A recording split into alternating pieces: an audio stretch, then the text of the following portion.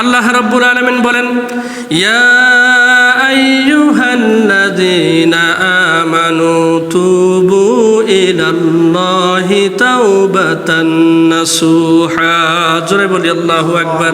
আল্লাহ পাক বলেন, যদি একবার শুধুমাত্র মন থেকে অন্তর থেকে তোমরা ফিরে এসে আমার কাছে ক্ষমা চাও, আমি অবশ্যই অবশ্যই তোমাদেরকে ক্ষমা করে দেব। সুবহানাল্লাহ।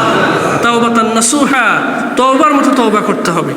এখন তাওবা করলেন, এখন একটা গুনাহ হয়ে যাওয়ার পরে আস্তাগফিরুল্লাহ পড়লেন, পরবর্তীতে আবার সেই গুনাহটা করলেন, এই তওবার কোনো মূল্য নাই।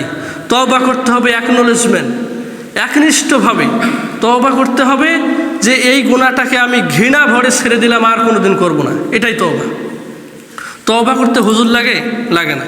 তওবা করতে সুন্দর করে উযু করে জায়নামাজের মধ্যে দাঁড়িয়ে 2 রাকাত নামাজ পড়ে, সালাতুত তওবার নামাজ পড়ে যদি আল্লাহর কাছে একবার হাত তুলে ক্ষমা চাওয়া চায়, আল্লাহ আমি যে পাপটা করেছি আর কখনো কোনো দিন করব না, তুমি আমার বিগত জীবনের গুনাহগুলো ক্ষমা করে দাও, অবশ্যই অবশ্যই আল্লাহ তাআলা ওই ব্যক্তিকে ক্ষমা করে দিবেন।